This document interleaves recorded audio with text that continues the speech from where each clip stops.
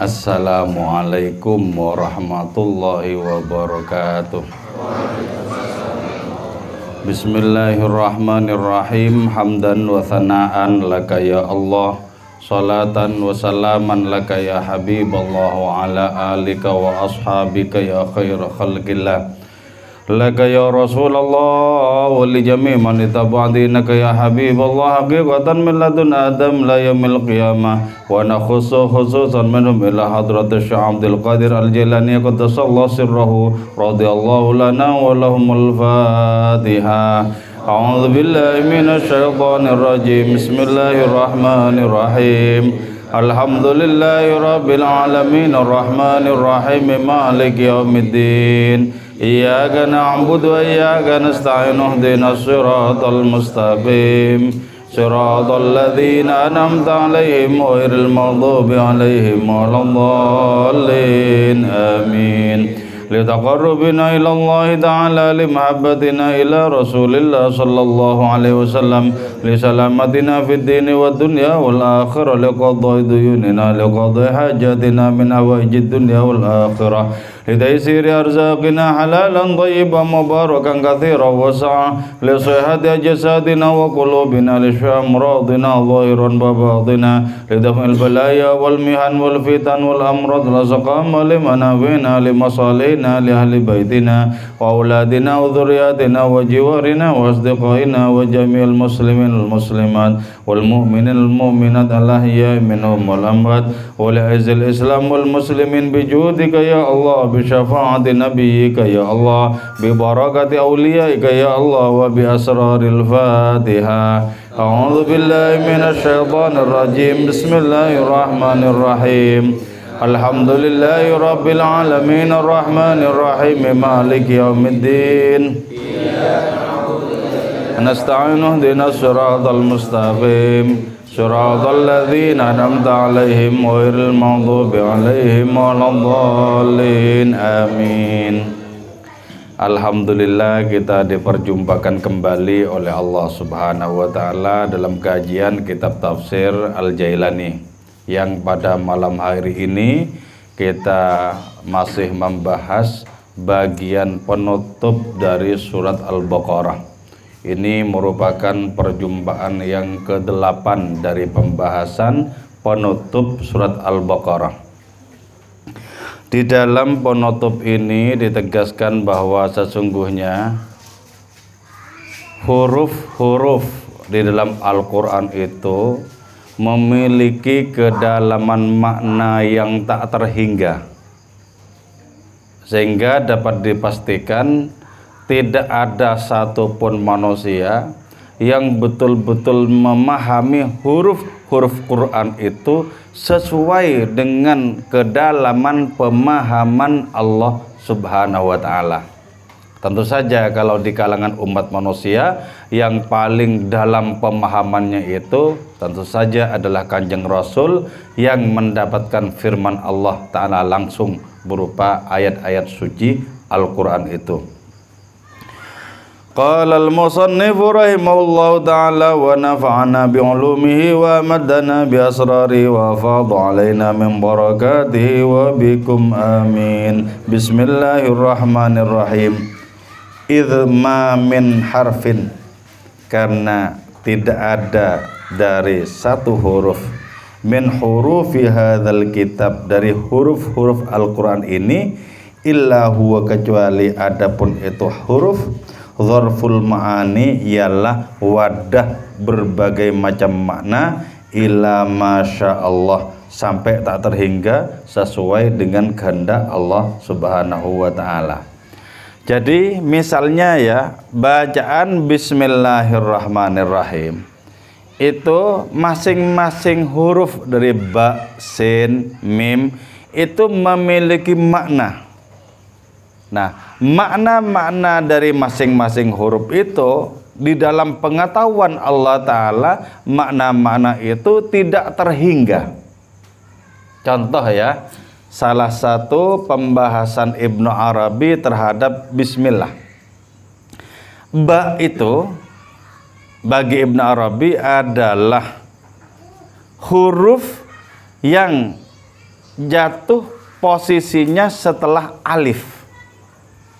Alif itu merupakan simbol dari Allah, dan tentu saja setelah Allah Ta'ala itu dari kalangan makhluk yang pertama-tama diciptakan adalah ba, dan ba itu menunjuk kepada Kanjeng Rasul Muhammad Sallallahu Alaihi Wasallam.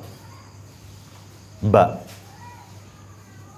Nah, lewat ba itulah kemudian Allah Ta'ala melahirkan ta, tha, jim dan seterusnya, alias melahirkan adanya seluruh komponen alam raya lewat ba itu. Jadi dengan demikian konsepsi penciptaan gitu ya, itu diawali oleh Allah Ta'ala dengan adanya cahaya Kanjeng Rasul yang dalam istilah tasawuf disebut sebagai al-haqiqatul Muhammadiyah, hakikat kenabi Muhammadan. Itu yang pertama kali.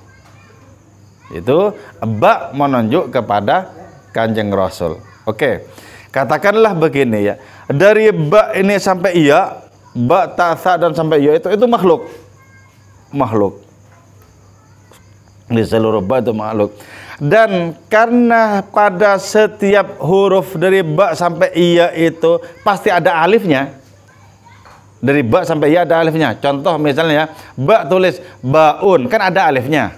Setelah ba kan alif. Ta, taun, kesan setelah ta itu kan ada alifnya. Tha, thaun. Jadi seluruh huruf itu menyimpan alif. Itu artinya apa? Seluruh makhluk itu menampung kehadiran Allah. Karena tidak ada satupun huruf yang di situ tidak ada alifnya. Dal, dalun, kan ada alifnya juga. Apa saja seluruh huruf itu dari ba sampai ya pasti mengandung alif. Itu berarti seluruh makhluk itu mengandung kehadiran kemahaan Allah Subhanahu wa Ta'ala. Seluruh huruf. Nah, sekarang kenapa alif di dalam bismillah itu ada 3 alif yang tidak ditulis dalam bismillah itu ya. Pertama ya, alifnya ismun. Kan bismillah itu aslinya biismillah kan gitu ya. Itu alifnya tidak ditulis. Itu menunjukkan bahwa walaupun Allah Subhanahu wa Ta'ala itu hadir pada segala sesuatu, tapi kebanyakan umat manusia tak menyaksikan kehadiran Allah. Itulah sebabnya alifnya bismillah itu tidak ditulis. Tidak ditulis. Jadi hanya orang-orang yang ma'rifat, orang-orang yang betul mendeteksi Allah, kenal Allah Ta'ala, itulah yang bisa membaca alif pada ismillah itu. Bismillah, walaupun tidak ada tulisannya, tapi orang yang tahu nahu, orang yang tahu tata bahasa Arab ngerti, ini ada alifnya, ini mestinya ini. Mesti ada alifnya. Tidak ada alifnya. Jadi ada 3 alif tidak ditulis.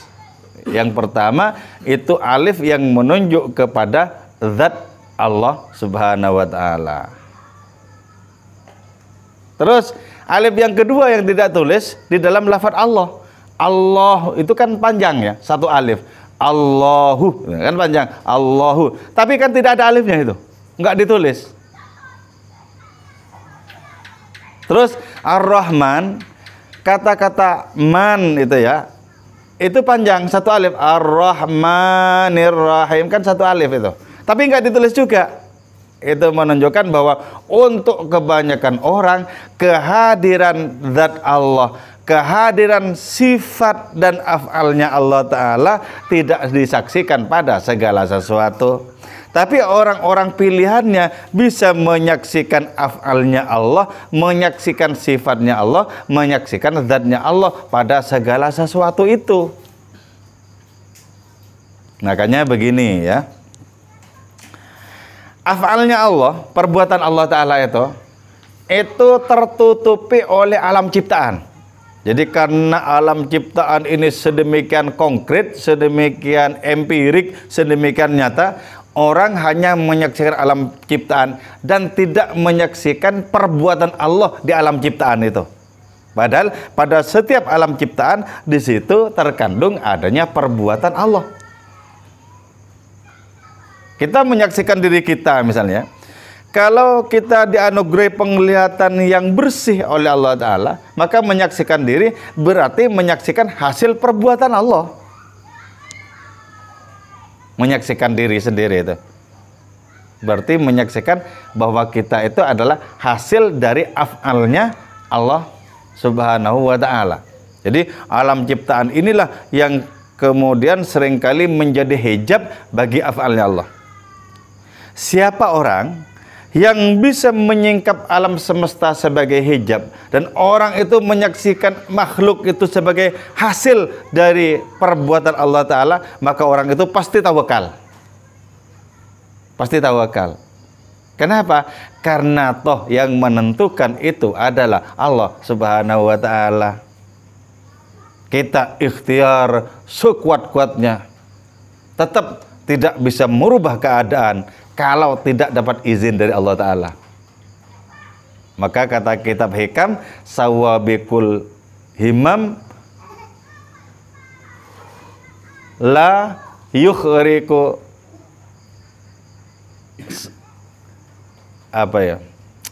gini, adanya kekuatan yang menggebu-gebu itu tidak bisa menjebol pagar takdir.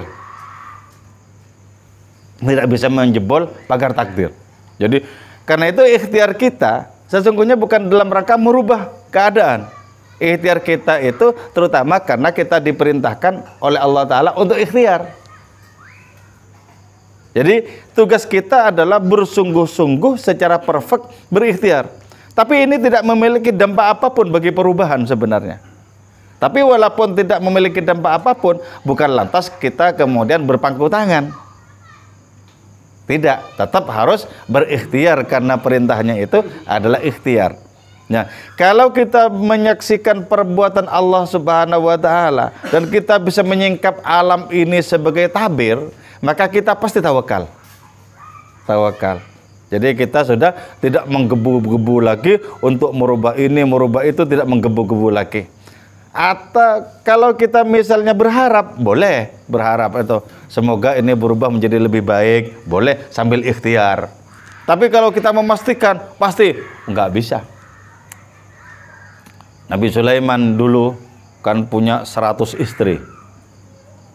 Nabi Sulaiman bilang, malam ini akan kugilir istriku yang 100 dan akan lahir 100 pembela agama Tuhan.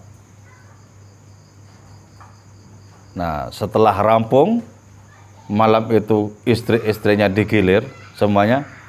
Ternyata yang lahir itu cuman 1, itu pun mati waktu masih bayi. Di mana letak kesalahannya? Engkau wahai Sulaiman, firman Allah Ta'ala, tidak bilang insya Allah, tidak bilang kalau Allah menghendaki, langsung memastikan. Walaupun itu kebaikan, tidak bisa dipastikan. Jadi harus insya Allah. Kalau Allah berkehendak, kalau tidak berkehendak, ya nggak bisa tetepan. Itulah sebabnya semangat kita di dalam berikhtiar itu jangan sampai kita pastikan ini pasti beruntung. Jangan sampai. Tapi kalau kita berdoa semoga beruntung, ya bagus. Semoga hasilnya sesuai dengan pengharapan, bagus. Tapi kalau memastikan pasti, nggak bisa. Nggak bisa. Jadi sepinter-pinter orang, secerdas-cerdas orang mengemban skill tertentu, tetap tidak bisa memastikan apapun. Tetap harus disandarkan kepada Allah Ta'ala. Itu ya, kita tahu sejarah penggarapan kapal Titanic. Sampai desainernya itu bilang, bahkan Tuhan pun tidak akan bisa menenggelamkan. Habis terus kemudian tuh. Dari saking apa? Percayanya kepada kecanggihan teknologi. Ya tetap ambruk. Bagi Allah Ta'ala nggak ada apa-apanya, cuman untuk mengambrukkan kapal Titanic gitu. Jangankan Titanic, alam semesta ini bahkan seluruh manusia, iya sya'yudhibkum. Kalau Allah berkehendak, Allah bisa melenyapkan kalian semua. Wa ya'ti bi khalqin jadid, dan Allah akan mengganti dengan makhluk yang baru lagi. Jadi sangat sepele bagi Allah Ta'ala, ya. Sepele. Jadi ini pentingnya kita berkenalan dengan af'alnya Allah, dengan perbuatan-perbuatannya Allah Subhanahu wa Ta'ala. Terus, ya, kalau kita bisa menyingkap af'alnya Allah, maka kita akan sampai kepada sifatnya. Jadi sifat itu adalah tindakan yang terus menerus dan menetap, itu sifat. Contoh misalnya begini ya, Allah Ta'ala itu senantiasa derma terus begitu, senantiasa memberi. Nah, kalau sudah terus-terusan seperti itu sudah sifat namanya. Jadi kalau kita bisa menyingkap af'alnya Allah, perbuatan Allah Ta'ala, maka kita akan sampai kepada sifatnya itu. Sifatnya. Dan kalau kita bisa menyingkap sifatnya Allah Ta'ala, maka kita sampai kepada asal-usul sifat dan af'al, yaitu zat. Tapi jangan sekali-kali kita berpikir tentang zat Allah. Jangan sekali-kali. Karena pasti pikiran kita rompal, pikiran kita tumpul. Bukan Allah Ta'ala takut untuk dipikirkan, tapi sudah dapat dipastikan pikiran sejenis apapun tak mungkin mampu memikirkan tentang zatnya Allah Subhanahu wa Ta'ala. Karena itu kalau mau kita renungi af'alnya, kalau mau kita renungi sifatnya yang bisa kita jangkau, terutama lewat adanya ciptaan-ciptaan di alam semesta ini. Oke ya. Jadi bismillah itu diawali dengan ba. Artinya apa? Penciptaan alam semesta diawali oleh penciptaan Rasulullah.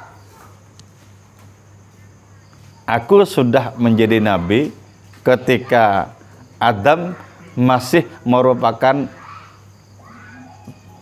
lumpur, ketika Adam masih belum diciptakan. Kuntu nabiyan qabla ayyakhluqallahul khalqa. Aku sudah menjadi nabi sebelum Allah menciptakan makhluk-makhluk yang lain. Jadi beliaulah awal mula dari seluruh alam ciptaan itu. Makanya begini, di samping pada diri kita, di samping pada diri makhluk itu ada stempel-stempel keilahian, pada seluruh makhluk juga ada stempel kenabian. Jadi jasad kita ini adalah jasad Rasulullah loh, jasad kita. Terus keimanan kita, keislaman kita, rohani kita, itu jasad Rasulullah juga. Jasad Rasulullah. Karena itu betapa sangat besar hutang jasa kita kepada beliau. Itulah sebabnya beliau itu senantiasa dirindu, senantiasa dikangeni oleh orang-orang beriman. Karena sedemikian besar jasa beliau kepada orang-orang beriman itu, bahkan kepada seluruh alam raya. Oke, itu ya dari bismillah. Contoh berikutnya adalah bahwa setiap huruf dalam Al-Quran itu memiliki makna tak terhingga sesuai dengan kehendak Allah Subhanahu wa Ta'ala. Contohnya adalah Alif Lam Mim. Ya, ini kan disebut sebagai huruf muqatta'ah. Ya. Alif Lam Mim. Nah, apa sesungguhnya makna Alif Lam Mim ini loh ya? Kalau seperti kitab tafsir Jalalain menyebutkan wallahu a'lamu bimuradihi bidzalik. Allah yang lebih tahu dengan maksud Allah Ta'ala terhadap ungkapan Alif Lam Mim itu. Allah yang maha tahu. Nah, tapi kemudian ada beberapa kitab tafsir yang memberikan pengertian, yang memberikan adanya penjelasan terhadap Alif Lam Mim. Pertama, alif itu menunjuk kepada Allah. Terus yang kedua, lam itu menunjuk kepada akal fa'al. Akal fa'al itu adalah malaikat Jibril. Akal universal yang memiliki adanya tindakan, memiliki kreativitas. Terus mim itu Kanjeng Rasul Muhammad Sallallahu Alaihi Wasallam. Jadi firman itu dari Allah Ta'ala melalui malaikat Jibril kepada Kanjeng Rasul. Nah, itu baru satu pemahaman ya, baru satu pemahaman. Ada kitab-kitab tafsir yang lain yang menjelaskan dengan pemahaman yang berbeda-beda.